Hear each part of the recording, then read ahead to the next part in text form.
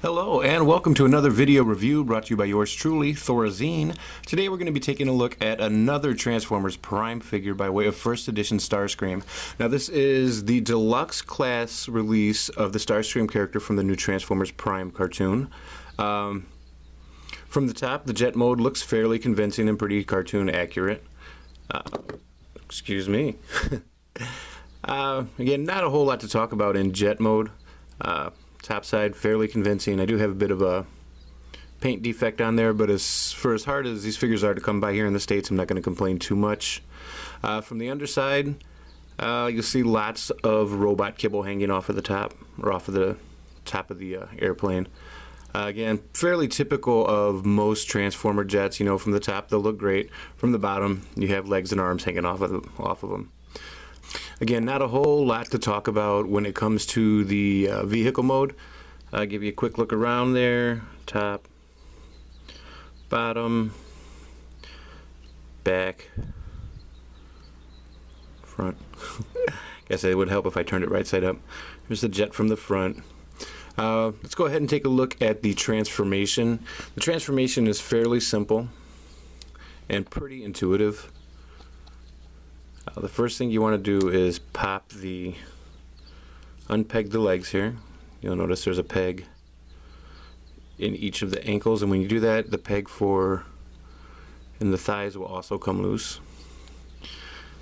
The next thing you're going to do is bring this piece forward like so, spin it around about 180 degrees, and then it folds back into the second tab slot here on the bottom. As you can see, this is the tab slot that it came out of, and there's another set of slots right up here. Once you get that done, you're going to rotate the waist around. There it is. Straighten out the feet like so. Bring up his little knee jobbers there.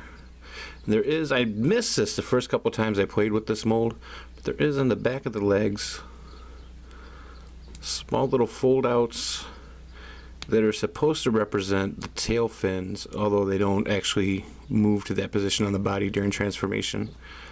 There you have the bottom half of Starscream already fully transformed. As far as the top half goes, again, pretty intuitive. First thing you're going to do is bring the wings down like so. You're going to break the arms apart from the top, spin them around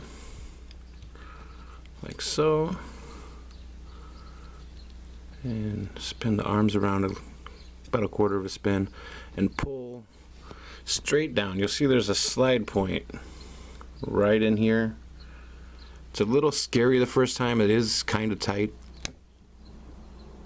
Once you get it to pop into place, that frees up the elbow joint for arm articulation. I'm going to fold the hands out. These are the tail fins that these represent. You'll notice these fold in on the wrist this time around, so that both sets aren't visible. There are Starscream's arms. Bring his wings back around like that. Now the head is kind of neat. So what you do is see if we can get a good view of this on the camera. Bring this piece out, which will bring the head up. Then you bring the head down. You'll notice the little slot and the piece there pops right into place. Then on the back, you'll bring up. Got ahead of myself there. You notice these two, there's a tab here and a tab here. These go into the slots right here, which allow the head to be locked into place. Then the tricky part, you're going to split the tail fin in half, fold that up, bring this down, spin it around, and there you have one fully transformed Deluxe class Starscream. Now you'll notice in robot mode he does have that signature hunch that the character has in the show. Let's move his arm here so that you can see it a little bit better. Where he's kind of hunched at the midway and the head kind of hunches down, giving him that kind of sinister, lurky feel. That is the proper way to transform him. I did notice when I was playing around with Skywarp, I don't think he looked as good hunched over, and with a little bit of fiddling, I did find an alternate transformation for him, allowing him to stand straight up and look a little less like he's cringing from everything that moves. So what you're going to do for the alternate transformation, you're going to go back in here, bring this up, and spin the thruster back around. You've got to go back in here and untab these tabs from the shoulder, which will bring the head out again. And instead of pushing these tabs into the tab slots, you want to align it so that the tabs actually rest on top of the shoulders like so. Then you can bring the head down, bring that back up and tab it into place so everything stays together. Straighten them out here. Don't need to look straight up. But then you'll notice the Starscream does stand at full attention that way, without the slouching in the mid-torso, and his head seems to sit up just a little bit higher, giving him a more authoritative look. One thing I did forget here, the missiles attach right here, allowing them to look like so. Personally, I'm not a big fan of the slouched look. I'm a big seeker collector, and I always picture Starscream as a little bit more confident than the way he's portrayed on the Prime TV show. I do prefer the fully standing pose, so I believe that's the way I'm going to keep him in my display. Now you'll notice he is a little bit fidgety to get standing up. That's due to the small feet and the kind of lanky legs, but he's not too bad. He is reasonably posable. I really enjoy some of the apparent mass shifting that goes on during the transformation, the jet looking rather small. But once he's transformed into robot mode, he is a rather large figure compared to the vehicle mode that he came out of. The transformation's pulled off rather well, and I'm fairly impressed with it. So far, it is my favorite transformation out of the Prime toys that I've had my hands on.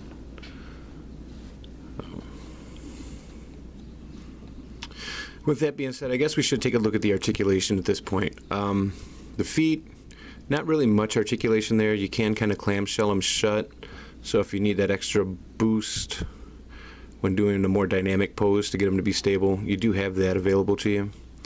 The knees are single hinged, allowing for about 90 degrees of motion. On the leg, you'll notice a ball joint as well as a swivel point. The ball joint provides roughly 80, maybe 70 degrees of lateral motion. The same going forward and backwards. You can bring it around in slight arching motion. The swivel point allows for a slight side to side of the legs. Not a whole heap, but enough to increase the posability as far as the way that he can stand. The waist, there is a swivel point, but it's part of the transformation, and it kind of pulls the upper body off of the lower body. So I wouldn't really count that as a point of articulation unless you're just slightly turning them from side to side. Now the hands are, let me take these off so they don't keep falling off. The hands are double hinged at the wrist. That's part of the transformation. You can kind of cock the wrist off to the side. See if I can get a good shot of that there.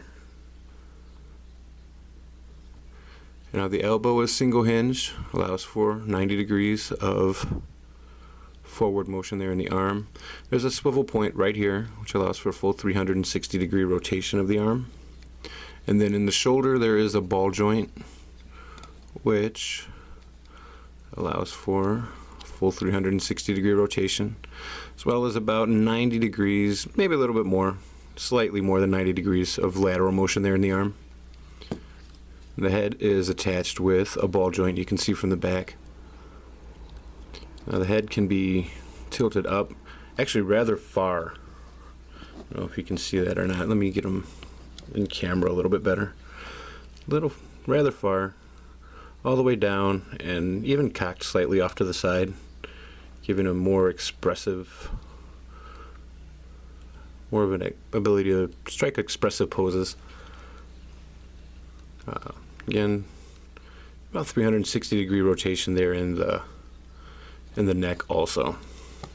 Now there you have it. That is first edition Starscream. My overall opinion of the figure, not influenced by being a Seeker fanboy. It's still a very strong figure. The transformation is very fun, very posable. A little feminine, but that's part of the Transformer Prime aesthetic. Overall, I like it. I do prefer him with the standing straight up. It gives him a more, I don't want to say intimidating, but less cringeful personality. But then again, that's your choice. It does transform both ways. The reason, I should touch on this, the reason I brought the thruster up when I put him into the more erect pose is because if you leave it down, like during the slouched pose, it hits on the window there. If you just bring it around, that makes him a little bit back heavy and kind of makes him look a little bit doofy in the back, having that hang off. So if you just bring it up, it's slightly less tune accurate to have the thruster behind the head, but it doesn't look too bad and it's not too noticeable.